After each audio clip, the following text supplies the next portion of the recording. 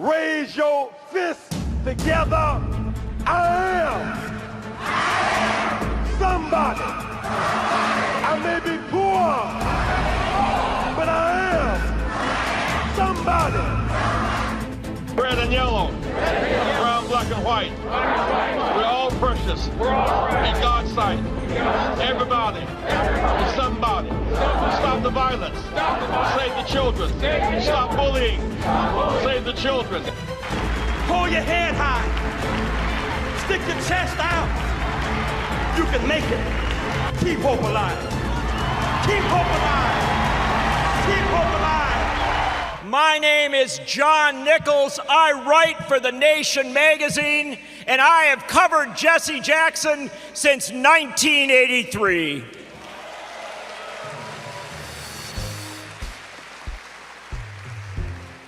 Now, I want everybody to settle in. We still have people coming in. It is a wonderful reality. It is a wonderful reality that so many people want to honor this man. But as we do this, I want you to think back for a moment. I want everybody to settle in for a second. I want you to think back to the early 1980s. Some of you are too young to remember that. Some of you are too young to remember the days back in the early 1980s before we imagined that a young black man from this city named Barack Hussein Obama could become the President of the United States.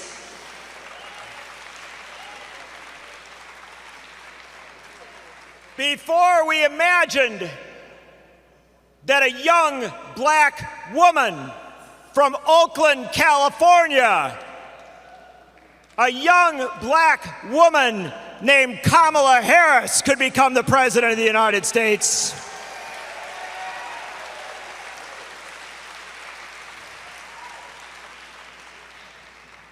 Before we imagined that there could be a mass movement in this country saying ceasefire in Gaza and we need to end the violence in the Middle East.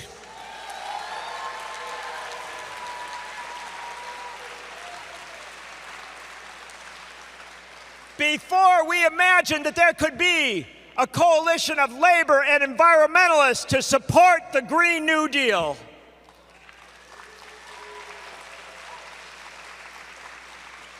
Before we imagined all of these possibilities back in the early 1980s, in a time of recession, in a time of inflation, in a time of discrimination and dislocation, in a time when our industrial sector was under assault, when we were seeing factories close left and right, when we were seeing farmers forced off the land, when President Ronald Reagan was breaking the Air Traffic Controllers Union, when that President Ronald Reagan was neglecting the AIDS crisis, when we had a Congress that was failing to respond to the basic needs of the American people, and when we had a Democratic Party that was in disarray, that was fighting with itself, that did not know what it stood for. Over Lake Michigan, over the city of Chicago, a rainbow appeared.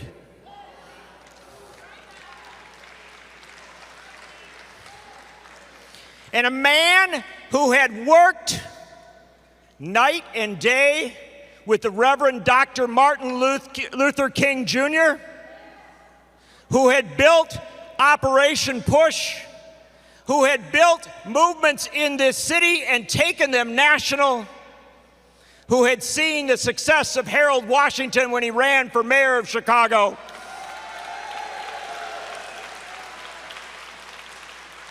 who believed that a multiracial, multi-ethnic coalition could be formed, that we could call it the rainbow, and that we could transform the politics of the United States. That man rose from this city, from this place, and ran for President of the United States of America. That man sits right there in the front of this room. His name is Jesse Jackson, and he is the man who made everything that's come since then possible.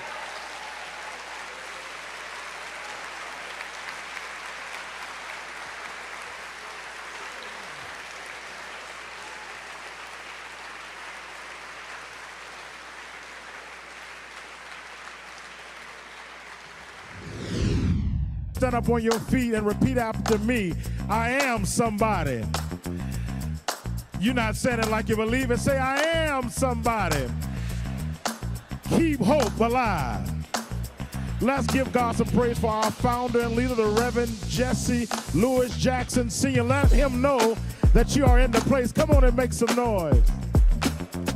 We are here because this is the people's agenda. It's time for us to continue to fight back. We're on the winning side of history. Push in the people's agenda is speaking to the hopes and aspirations of Frederick Douglass. By watching you, Reverend Jackson, I learned if I could dream it and was willing to put in the hard work, then I could be absolutely anything I wanted to be. The Democratic Party would not be what it is if it were not for the Reverend Jesse Lewis Jackson Sr. Amen? When the story gets told, credit must be given to Jesse Lewis Jackson. Because without him, there would be no Maxine Waters. Without him, there would be no Barack Obama. Without him, there would be no Kamala Harris. We have to make sure that change comes to those communities that are the most marginalized. That's how we measure success. I'm here today because women are going to make all the difference. Yes, ma'am. In this coming election. It was him that told a 13-year-old boy in 1984 to keep hope alive, that I am somebody. It was him that told me when I was 17 in 1988 that I keep hope alive, that I am somebody. You know, and I'm just a kid from the woods. I never knew that a kid from the woods would grow up to be Illinois' first black Speaker of the House. As Reverend Jackson said, I am somebody. Thank you, Reverend Jackson! Reverend Jackson and the Rainbow Push Coalition was the precursor to our progressive movement today. It was the movement that really combined economic, racial, gender justice, and really made every one of us count. That in a few short months, we will put an end to the mean spirit that exists in this nation. We will see the Rainbow Coalition of Jesse Jackson come together and change the face of this nation and the spirit of our world. Reverend Jackson is truly a country preacher. Truly a country preacher. Have you heard him preach? He never forgets the power of prayer, and his sermons were brilliant, instructive, and spirited. The Lord has used Reverend Jackson in countless ways to impact not only the United States, but the world. And we are deeply indebted to him and grateful for his leadership.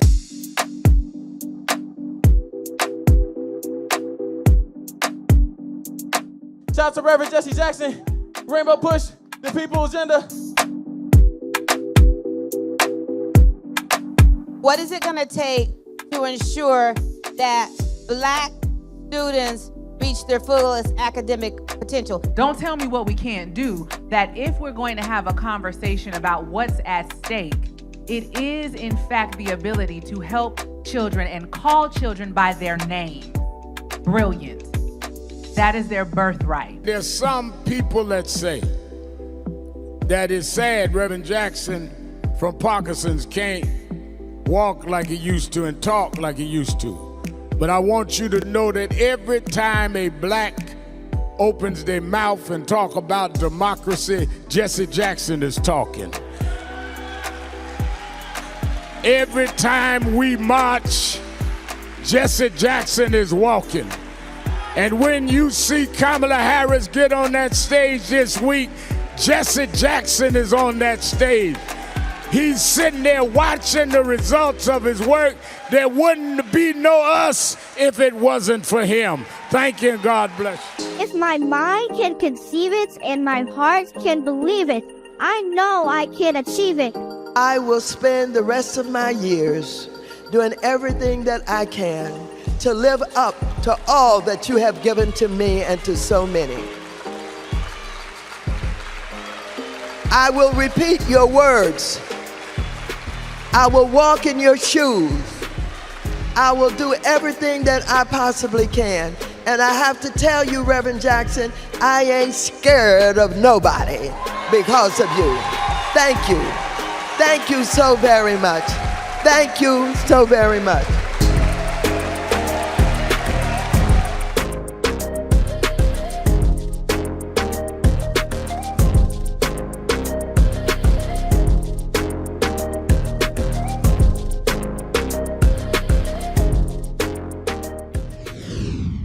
Of when the Reverend Jesse Jackson ran for President of the United States.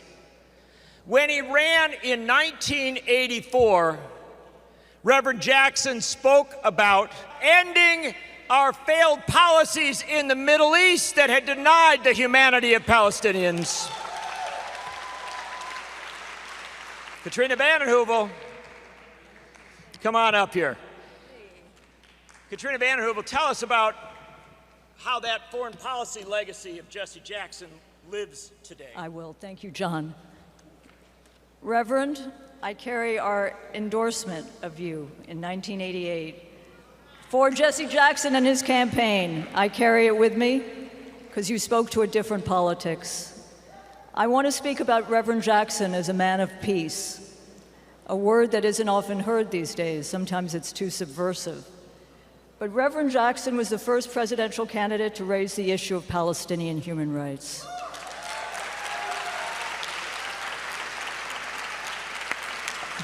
A decade and a half after Vietnam, Reverend Jackson was not afraid to go with friends from the SCLC to Beirut to meet Yasser Arafat and to show how no dialogue was impeding our security. He was the first to talk about, in those years, ceasefire, and he just wrote a column last week about the imperative of ceasefire and ending the weapons shipments.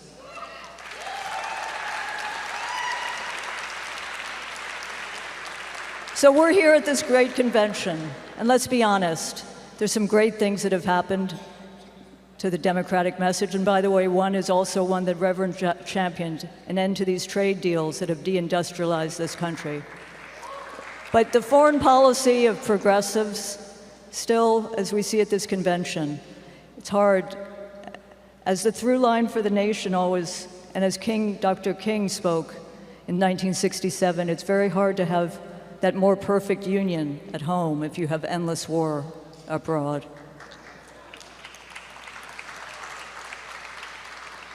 Reverend Jackson's 84 and 88 campaigns called for ending military intervention, supported disarmament, and sought deep cuts in the crazy arms race we still wage.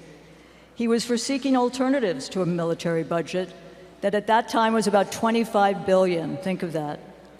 And he understood that true security is not guaranteed by bombs, but by ending injustice, poverty, offering hope, and some of that opportunity economy that we hear about. Finally, Reverend Jackson understood, as King did in his 1967 Riverside Church, that war corrodes true democracy, that war ravages the poor and enriches the elites, and for criticizing Vietnam, King was chastised, but Reverend understood that he carried on King's message. And finally, at a moment when the global South and the non-aligned movement is reemerging with some strength, Reverend Jackson always saw the connections between the fight against racial oppression at home and the anti-imperialist movements overseas.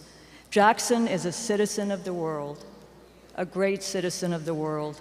His role as one negotiating to bring back hostages wasn't a gimmick. Reverend Jackson used dialogue. He understood we needed to expand dialogue, that making wars and conflict was not the way to expand that more perfect union. So Reverend Jackson, we speak with great, not only affection, but the greatest admiration for you as a man of peace, a global citizen, loved everywhere, and here tonight. Thank you, Reverend. Here we are. As we keep on coming, folks are coming in here. We are actually honoring the Reverend Jesse Jackson Sr. This day, the nation is hosting this tribute to Jesse Jackson Sr. And I'd like to introduce Marcus Miller and Larry Huggins. Larry Huggins. These are two pillars in our community. Marcus, starting with you, can you tell us what the Reverend Jackson and what this means to you? Reverend Jackson is my fraternity brother, and he's been friends of mine. He's a wonderful human being, and I'm just so excited about the opportunity to celebrate him and all of his contributions to Chicago and to the nation. And you know what they say, every great man is not a member of Omega Psi Phi Fraternity Incorporated, but every member of Omega Psi Phi Fraternity Incorporated is a great man. That's right. All right. Mr. Huggins, Larry Huggins, what does this mean to you being here? Well, you know, when you look at Reverend Jackson and you talk about the civil rights movement, he and Martin Luther King Jr. were the two guys that really truly made a difference in civil rights. But Reverend Jackson took it to another whole level when he ran for the presidency of the United States. And history has a way of repeating itself. Because of Reverend Jackson, Barack became the president, and now because of Reverend Jackson, Kamala could become the president. We're looking forward to that. Absolutely. So, I mean, Reverend Jackson was, he practically raised a lot of us that grew up here in Chicago. So it is an honor for me to be here, and it's an honor for Push to be recognized Reverend Jackson for all the things he had done throughout the West. Thank you very much. Any final thoughts you want to add being here today? No, just great to be here with you, and always good to be in celebration with folks who are all working for the same good. Absolutely agree. Oh, brothers and sisters, back in 1988, Bernie Sanders, or Reverend Jesse Jackson, started winning primaries all over the country in unexpected places. He started showing strength in unexpected places, even up there in the state of Vermont. And he showed strength in the state of Vermont because of his own campaign, because of his own ideas, because of the strength he brought to this race. But he also showed strength there because the mayor of Burlington, Vermont, the biggest city in the state, decided to courageously stand up and endorse the Reverend Jesse Jackson for president. Ladies and gentlemen, please welcome Senator Bernie Sanders.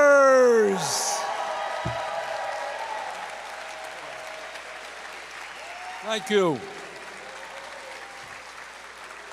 Thank you.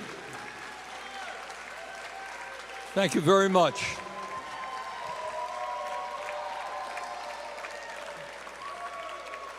Jane and I and our family are proud to be here this evening, and I'll tell you why.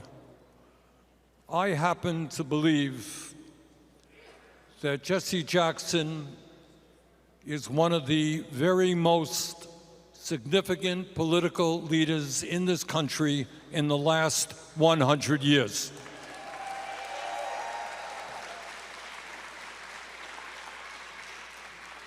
And I think sometimes we take for granted all that he has accomplished and the walls that he has broken down.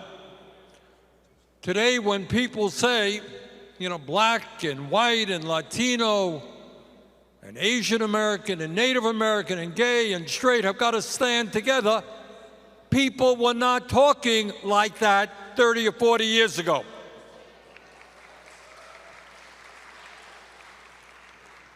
And I will never forget one of the most beautiful photographs I have ever seen. Do you all recall the Reverend Jackson standing on a bale of hay in Iowa? Anybody remember that? Surrounded by white farmers.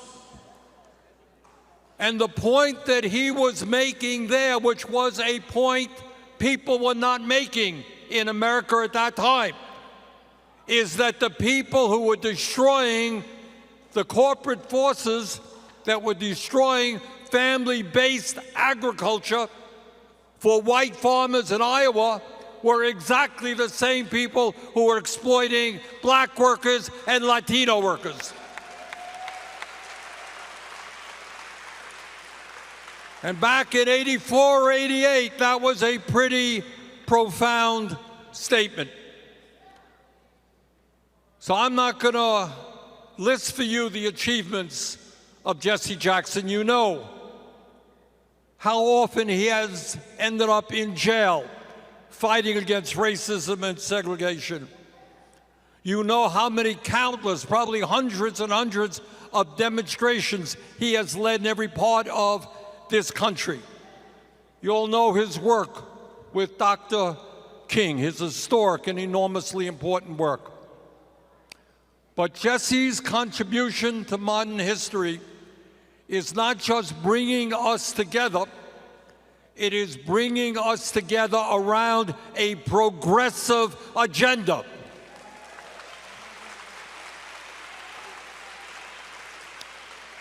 So let us be crystal clear. There would not have been, in my view, a Barack Obama in 2008 without Jesse Jackson. There would not have been a Vice President Kamala Harris in 2020 without Jesse Jackson. And there would not have been a President Kamala Harris without Jesse Jackson.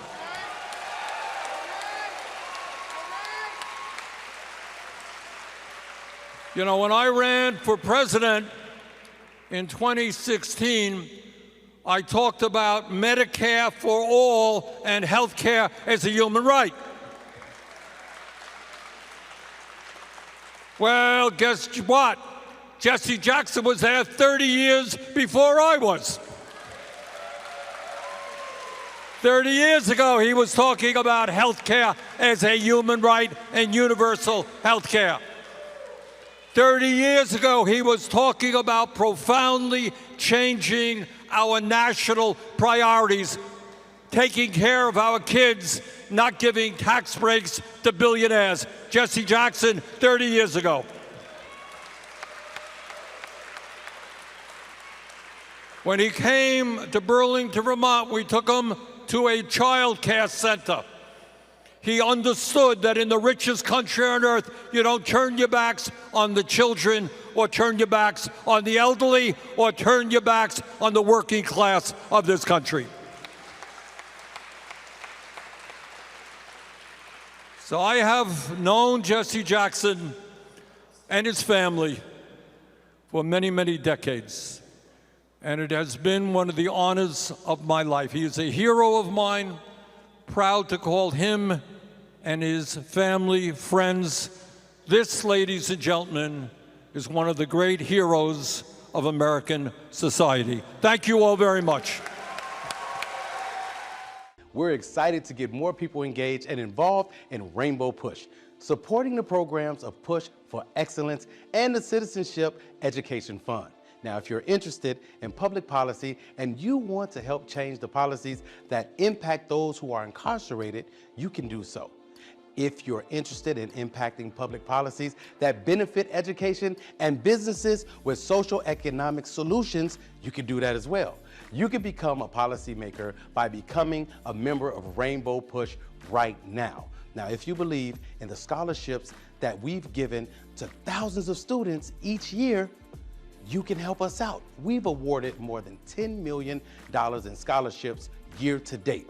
Now, you can help young people achieve a higher education by becoming a member of Rainbow Push right now for the annual fee of only $35. And if you're a student or a senior, it's only $15. You can help us make a difference in the lives of millions. Now, if you watch us every week, or if you listen to us on the radio, or if you're viewing on social media, we need you to become a member. And how do you become a member? It's simple. visit us at rainbowpush.org and press join. Maybe you'd like to support the work of PUSH. If so, it's really simple. You can do so by texting the word PUSH, that's P-U-S-H, to 41444 on your cell phone, and you can give any amount that you feel comfortable giving, or you can call us at 773-256-2775 or go to rainbowpush.org and push donate. So whenever you want to support, you can do it from anywhere. So keep pushing, because we're going to keep pushing for you and keep hope alive. Brothers and sisters, and please let me give it back. Let me give it back to the man who said yes. The man who said yes when we said we wanted to honor the Reverend Jesse Jackson. And that was the great, the brilliant Yusef Jackson. One more round of applause for Yusef. Oh my gosh. Dr. West, would you do the honors of just sharing with us your perspective on things just for a few minutes? Everybody, Dr. Cornell West, let's give it up. Just give it to us just a little bit.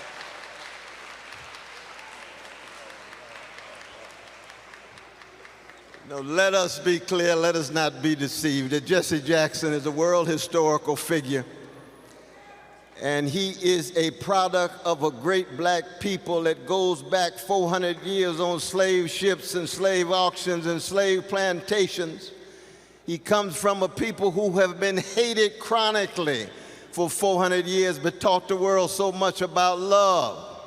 And there's been a whole lot of love here tonight. And you can't understand Jesse Jackson without understanding who Helen was, his mother, who Noah was, his father, who Greenfield Baptist Church on the chocolate side of Greenville, South Carolina, and Mount View Baptist Church on the chocolate side of South Carolina. That's Jesse Jackson.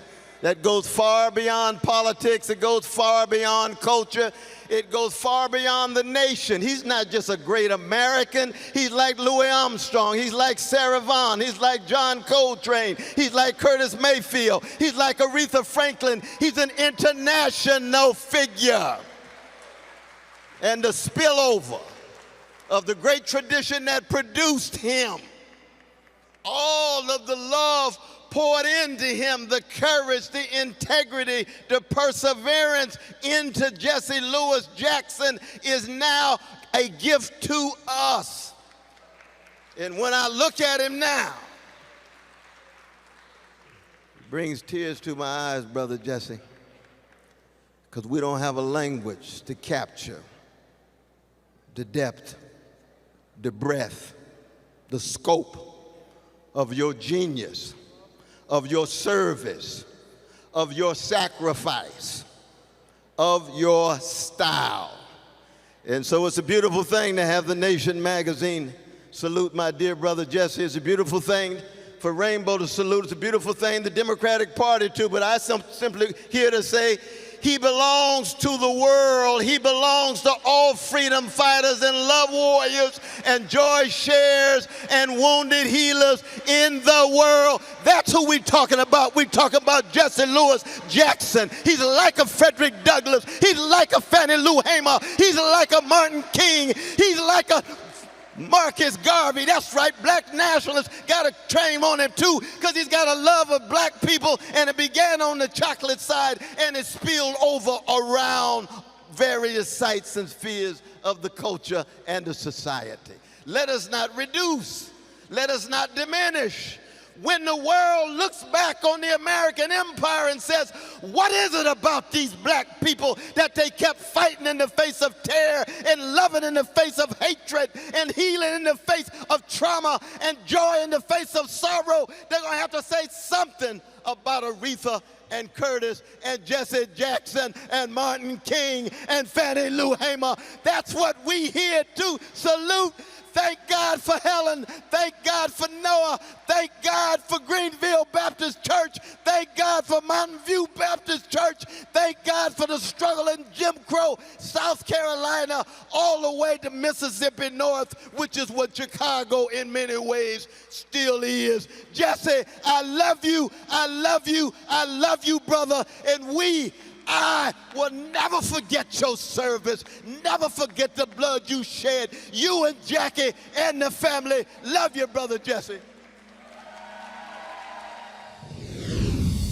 We're celebrating the legacy of the Reverend Jesse Jackson Sr. And here with me today is Stacey. Stacey, will you please introduce yourself to everyone and let us know why you're here tonight? Hi, my name is Stacey Davis Gates. I am the president of Chicago Teachers Union. Yes, you are.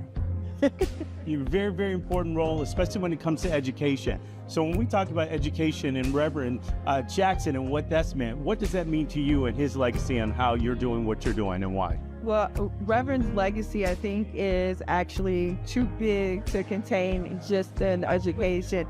I think his leadership has enabled this idea of you can fight for what you don't have yet. And in the case of public education, the equity that our young people desire, especially in neighborhoods on the south side and west side of the city of Chicago, but in most urban centers in this country, they have been denied full equity in their educational program. And so like here in Chicago, 80% of our schools do not have libraries and librarians, and the vast majority of those are Black schools. So that's why my union is inspired by this idea of hope and opportunity in the fight for equity. And that's where, you know, Reverend's leadership and legacy looms very large. We appreciate you being here. You've heard it. You heard it right here. The legacy for children, keeping hope alive. We know what we're on the shoulders that we're standing with. We appreciate you being here and taking the time to stop by and say hi. Thank you. I want to welcome to our stage now a young man who refers to the Reverend Jesse Jackson as his mentor, but who has been the mentor to so many people, a man who himself ran for President of the United States and who on a regular basis on MSNBC stands up for economic and social and racial justice, for saving the environment and for peace on this planet. Please welcome the remarkable Reverend Al Sharpton.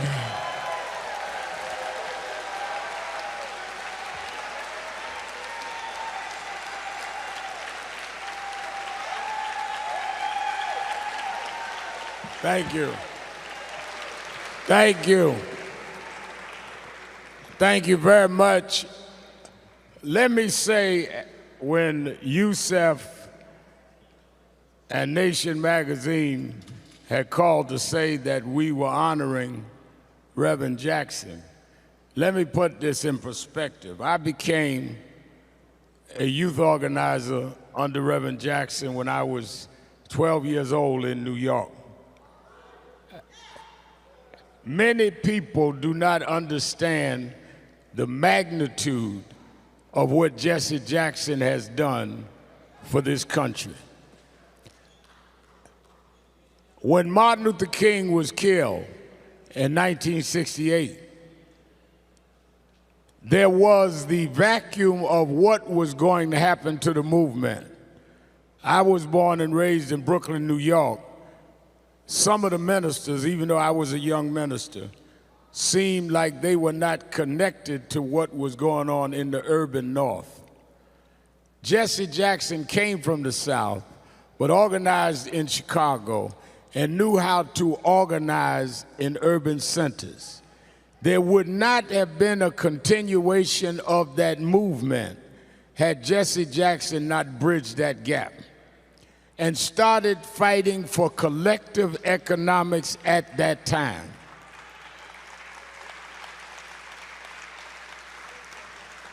Way before we started talking about corporate accountability, he was boycotting Fortune 500 companies, dealing with the economic policy, dealing with the exploitation of the poor.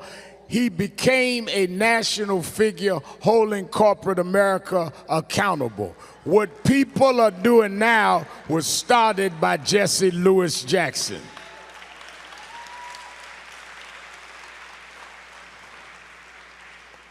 But directly as they start the Democratic Convention on tomorrow, let me just talk about his historic reshaping of the party. 1983, he started saying a black should run for president. There was in 1972 the Gary, Indiana Convention, National Black Political Convention. There was the fights between the black nationalists and those that were in elective office. Reverend tried to bridge that. It led all the way to 83. He went around the country trying to get certain blacks to run. In the middle of him doing that, he started a Southern voting crusade. As he was on the bus going through Mississippi, through Louisiana, registering voters, people started saying, "You should run, Jesse." And we started to chant, "Run, Jesse, run." Most of the black elected officials didn't see it. He ran anyway. And he ran and won many of those primaries, and he put us on the agenda saying our time has come.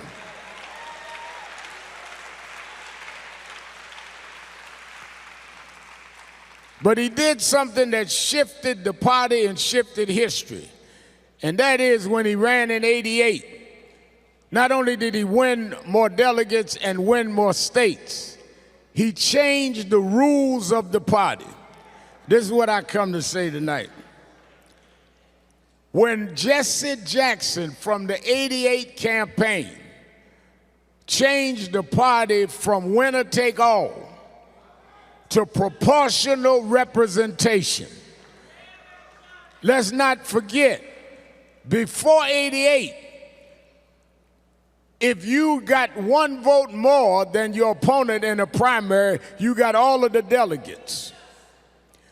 Jesse Jackson changed the rules to where it didn't matter if you got more or not, you still got your share of delegates based on the vote you got.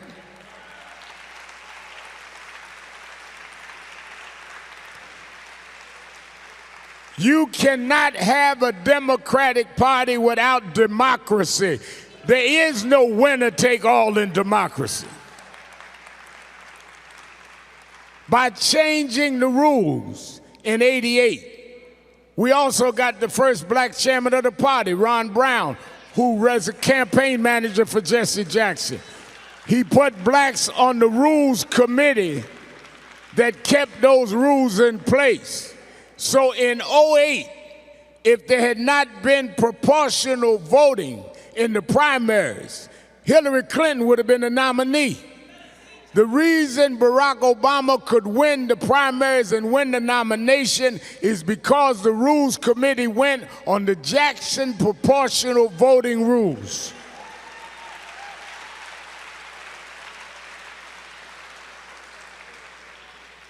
As we come into '24, when Joe Biden decided not to run, and there were those that said, let's have an open convention, there were people on the Rules Committee, when Joe Manchin said he was thinking about running, they said, well, no, you can't run, because the rules won't let you run. Those people on the Rules Committee were put there by Jesse Lewis Jackson. The reason Kamala Harris is going to be nominated starts right in this building, starts right with this man. It has been a long journey, but the one that brought us this far was Jesse Lewis Jackson.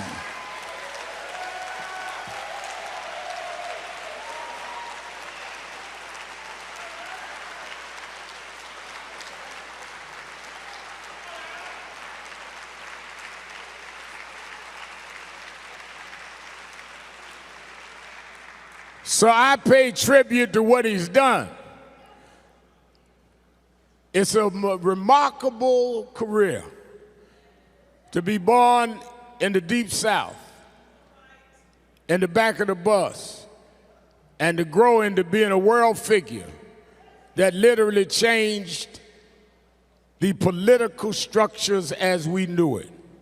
Put two of his sons in Congress. Congressman Jesse Jackson Jr., who's a constitutional scholar, Jonathan Jackson now, reshaped the civil rights movement. What we're doing now with civil rights organizations, we learned at his feet. Let me end by saying there's some people that say that it's sad Reverend Jackson from Parkinson's can't walk like he used to and talk like he used to. But I want you to know that every time a black opens their mouth and talk about democracy, Jesse Jackson is talking. Every time we march, Jesse Jackson is walking. And when you see Kamala Harris get on that stage this week, Jesse Jackson is on that stage. He's sitting there watching the results of his work. There wouldn't be no us if it wasn't for him. Thank you and God bless you. We're excited to get more people involved in Rainbow Push, supporting the programs of Push for Excellence and the Citizenship Education Fund.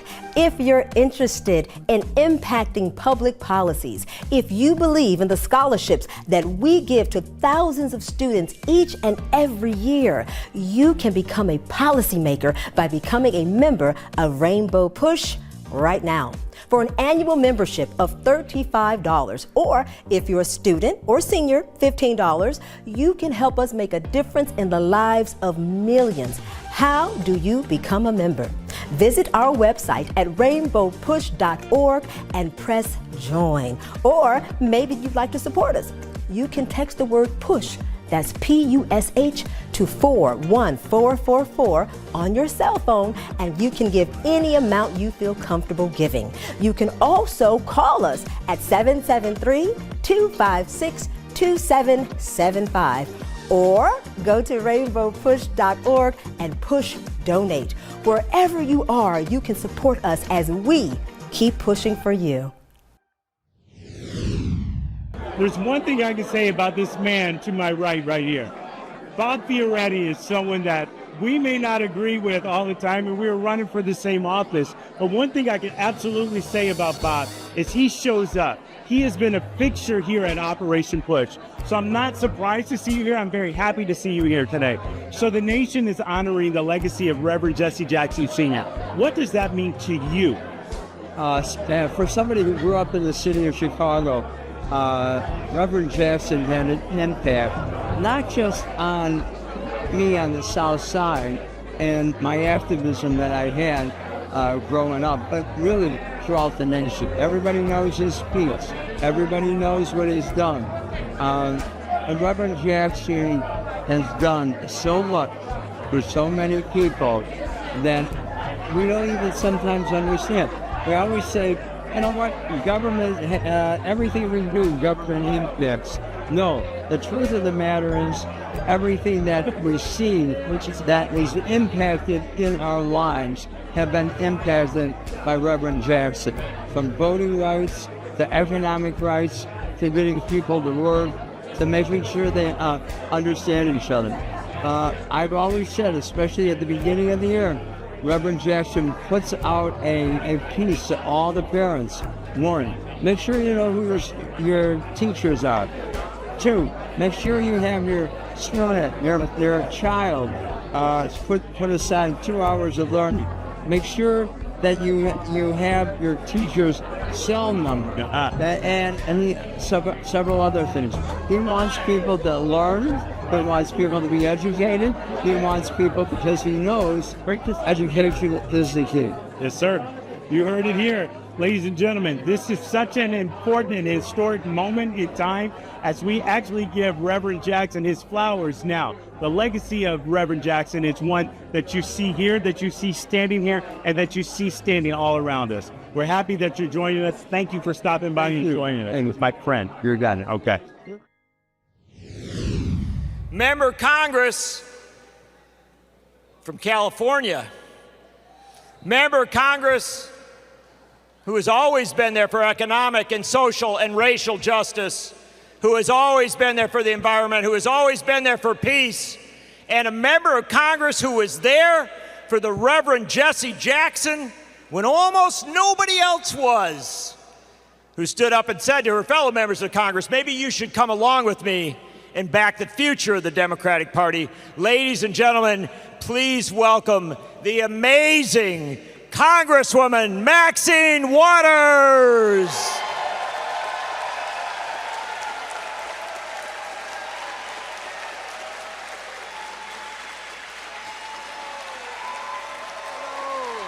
Hello. Hello. My goodness. Hello, everybody. I want to thank my friend and colleague Al Green for not only being here this evening, but for being with me when we decided a long time ago that Trump should not be the President of the United States of America.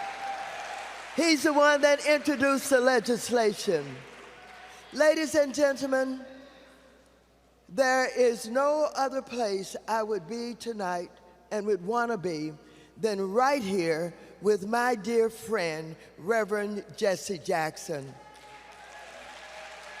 Reverend Jesse Jackson is not only my dear friend, he is responsible for the development of my being as I have become a member of the Congress of the United States. If I raise hell, it's because he taught me how to do it. I want you to know that yes, I participated and played a role in 1984 and 1988. It was the most defining time of my life. It was the most defining time of my life because I learned so much, not only about myself, but about a man who was just described as having courage. It was more than that. He was a man that was divinely inspired to use his talent to help America become what it should become and do what it should do. Reverend Jesse Jackson, I want you to know, for the one point that I spent 6 weeks away from my home without going back because I was following you around this country, not only in the inner cities of America, but I went to the farmlands of America with you. I understood what you were saying to those who were involved in agricultural development, who had never had anybody paying any attention to them. And because of those experiences, I have been able to take some of what I have learned over the years to do legislation in Washington. You inspired us. You had the audacity to run for the President of the United States of America. You had the audacity to do it. And if it had not been for you, there would have been no Obama. If it had not been for you, there would not be a Kamala Harris now. You showed them what was possible. It was unheard of in the way that you did it. I remember the Secret Service who followed you around, who was supposed to be protecting you. They were in awe of you.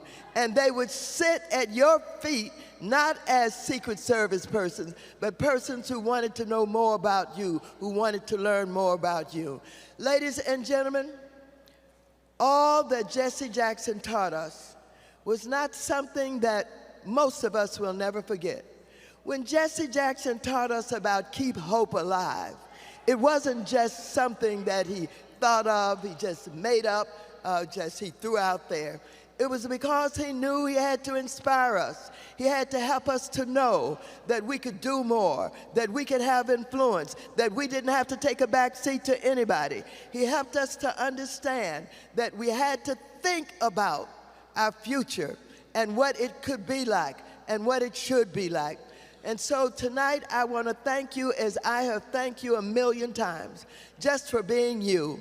I can remember when we were up in Harlem, when the people were following you, and they were on both sides of the street, and they were saying, "Run, Jesse, run." And I remember that man that ran out in the street to get you, to hug you, and the Secret Service thought he was going to be harmed, and they pulled out their AK-47, and Jesse said, "No, he loves me. Don't shoot, don't do anything." But the man was so inspired that he just wanted to touch you. You went into the schoolhouses of America.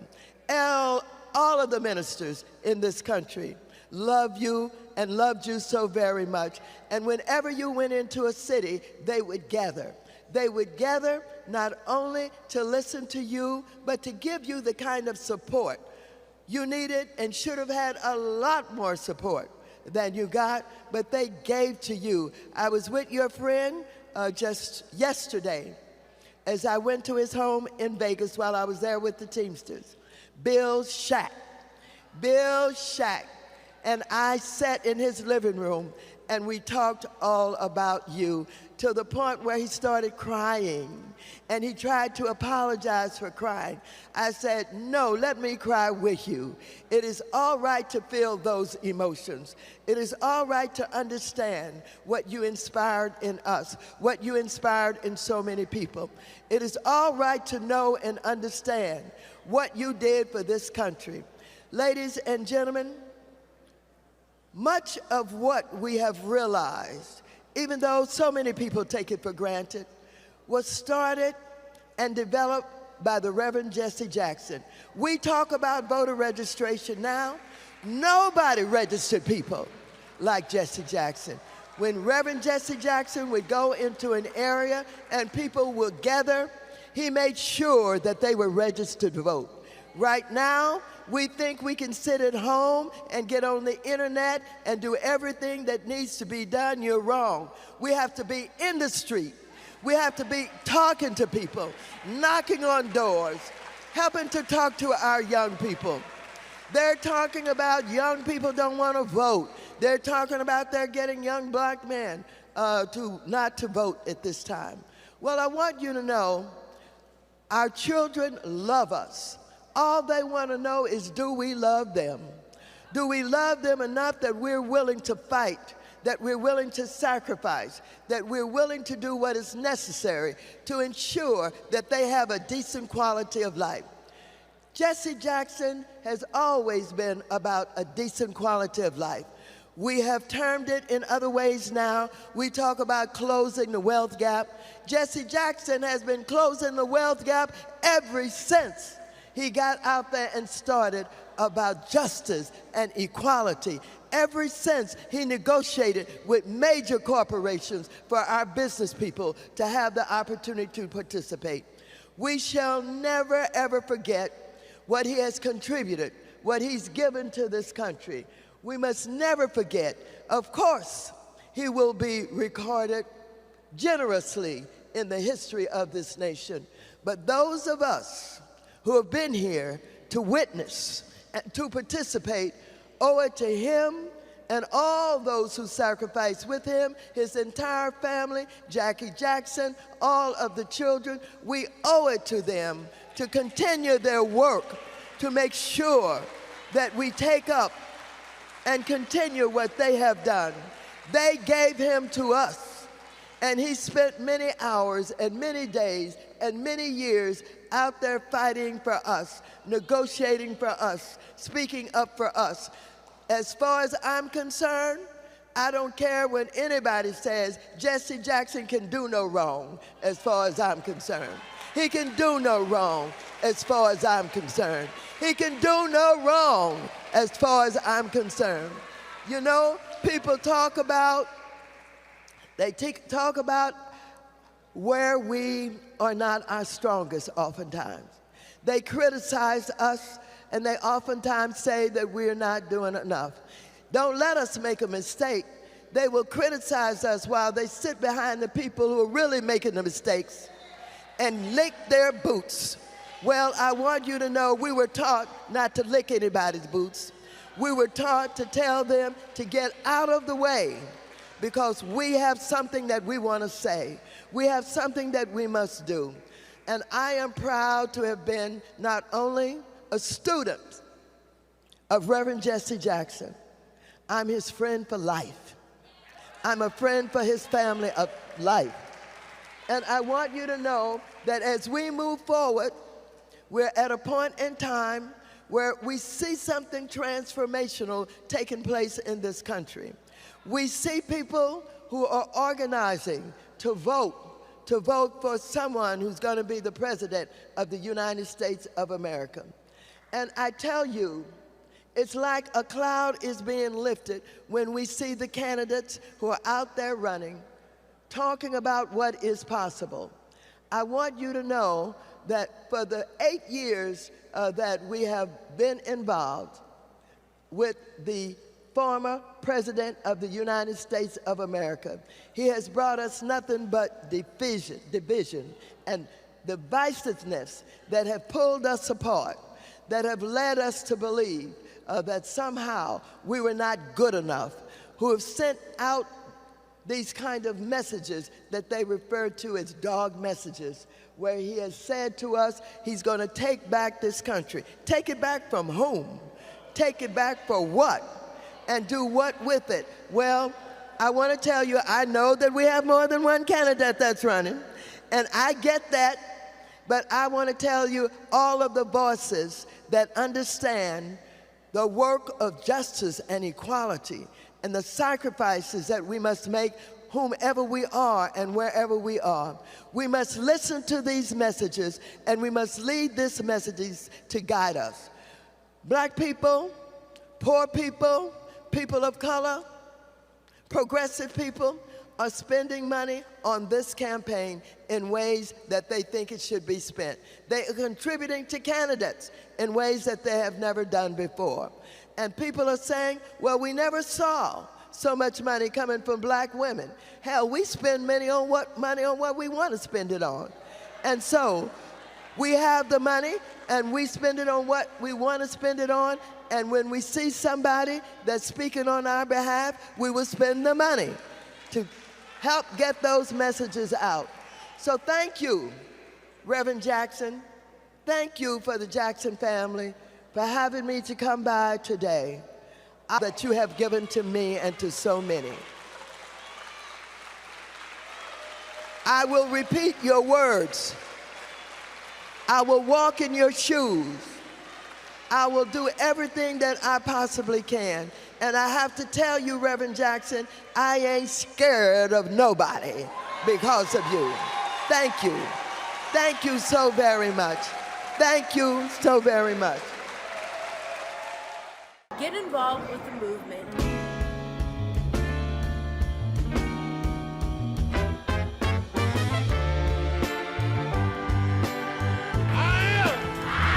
Somebody. I may be poor, but I am somebody. Join the movement. If you're not a member, become a member. I am somebody. Fighting the most important battles for freedom and justice for all. You made us change. Oh, trying to bring closer. Join Rainbow Push. But you're not pushing me away. Join the movement.